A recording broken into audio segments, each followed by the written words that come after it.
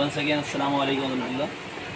पाँचवा practical photo electric cell, और आपने जो है रिलेशन मालूम करना है इसके अंदर फ़ोटो सेल और करंट के दरमियान में, इंटेंसिटी और करंट के दरमियान में। तो ये हमारा फ़ोटो सेल का सेटअप है। ये इसमें आपको कोई सर्किट वगैरह कुछ भी नहीं लगाना है। जब आप आओगे तो आपको ये मिलेगा इस तरीके से। यहाँ पे जो है एक जो चीज़ कॉम्प्लिकेटेड होती है वो ये होती है कि फॉरवर्ड क्या है, मींस इंक्रीजिंग और डिक्रीजिंग क्या है। तो इंक्रीजिंग और डिक्रीजिंग बताना है, बाकी तो आप खुद से ले लेंगे कि किस तरीके से होगा काम। ये मीटर यहाँ पे लगा हुआ है, तो मीटर के ऊपर रीडिंग जो है सेट करनी है और जो है क्या कहते हैं। तो अब आपने क्या करना है, अब वहाँ पे आपके पास डिफरेंट मीटर होगा ना। ये 300 वाला मीटर है। आप इसको आप क्या करो, सबसे पहले मैक्सिमम पे लेके आ जाओ, क्योंकि जिससे किसे इंटेंसिटी बढ़ेगी करंट भी बढ़ेगा। याद रखिएगा इंटेंसिटी और करंट का डायरेक्ट रिलेशन है। ये आ गया 300 के ऊपर, ठीक है। अब आप यहाँ पे देखें एक रेफरेंस लाइन यहाँ दिखाई सर नासिर, ये रेफरेंस लाइन है ना बल्ब की।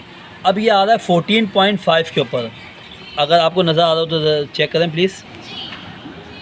ये देखें, ये 14.5 के ऊपर आ रहा है ना। एक अंदाजे से ये बहुत एक्यूरेट नहीं चाहिए हमें, हम प्रिसाइज कर देते हैं 14.5। अब ये जो 14.5 है, आपने सबसे पहले तो लिख लिया करंट आपने करंट वाले कॉलम में लिख लिया, आई वाले कॉलम में वो लिख लिया आपने 300। वहाँ पे 500 भी हो सकता है, 300 भी हो सकता है, कुछ भी 200 भी ले सकते हैं आप जहाँ पे ले जाएं उसको। तो ये 300 पे हम लेके आ रहा है इसको। अब 300 के ऊपर करंट आ रहा है 14.5। 14.5 आपने जो है डिस्टेंस इंक्रीजिंग में लिखना है। किस में लिखना है? डिस्टेंस इंक्रीजिंग में। क्यों डिस्टेंस इंक्रीजिंग में लिखना है? क्योंकि अब इसके बाद करंट तो आगे जा नहीं सकता, तो ऑब्वियस करंट आएगा पीछे आएगा, करंट कम होगा। जब करंट कम होगा तो इंटेंसिटी भी कम होगी, और इंटेंसिटी कम होगी तो डिस्टेंस बढ़ेगा लाजमी।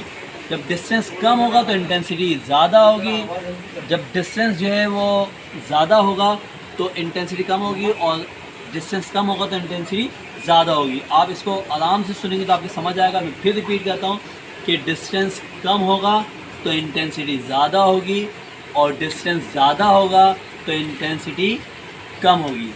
और फिर ये रिलेशन, इंटेंसिटी ज़्यादा होगी तो करंट भी ज़्यादा होगा, इंटेंसिटी कम होगी तो करंट भी कम होगा। अब आपने 300 से 280 के ऊपर ले आना है, तो आप जाहिर सी बात डिस्टेंस को बढ़ाएंगे। देखें 280 पे आया सर, आ गया 280 के ऊपर आ गया। तो 280 के ऊपर देखें। अब देखें जब डिस्टेंस बढ़ गया, पहले 14.5 था, अब 17 हो गया है। तो अब आप क्या करें, 280 260 पे इस तरीके से करते हुए इसको लेके आ जाएं। टिल देन 10 रीडिंग्स कंप्लीट हो जाती हैं। अगर 10 हो तो 10, 6 हो तो 6, जहाँ तक आपको उसने मांगी है रीडिंग्स आपने बताना है। तो ये कितनी है अभी? फॉर एग्जांपल अभी 250 पे आया है। अब देखें डिस्टेंस बढ़ते जा रहा है, करंट कम होते जा रहा है, ऐसे ही है। यहाँ देखें आप कितना 200 पे आ गया, 200 के ऊपर आ गया ना। 10 रीडिंग 10 के हिसाब से आ गया। अब ये 39.5 आ गया।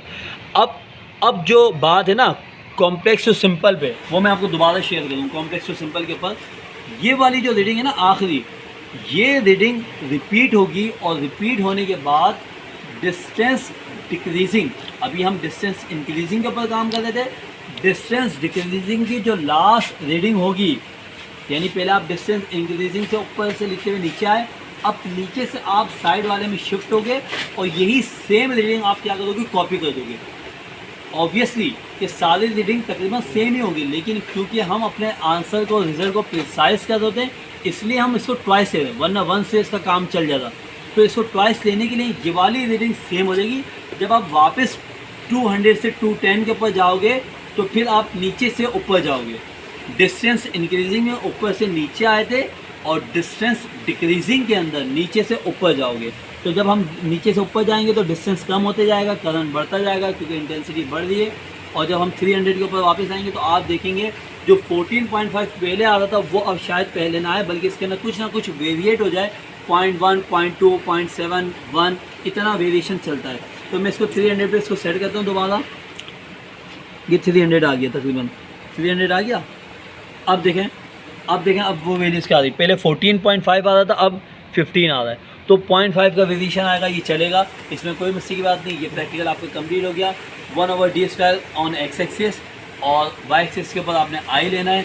इसके ग्राफ स्ट्रेट लाइन जाएगा क्योंकि 1/d जो है फिर रेसिप्रोकल है, और रेसिप्रोकल होने की वजह से जो है वो जो है ग्राफ रिवर्स शो करेगा।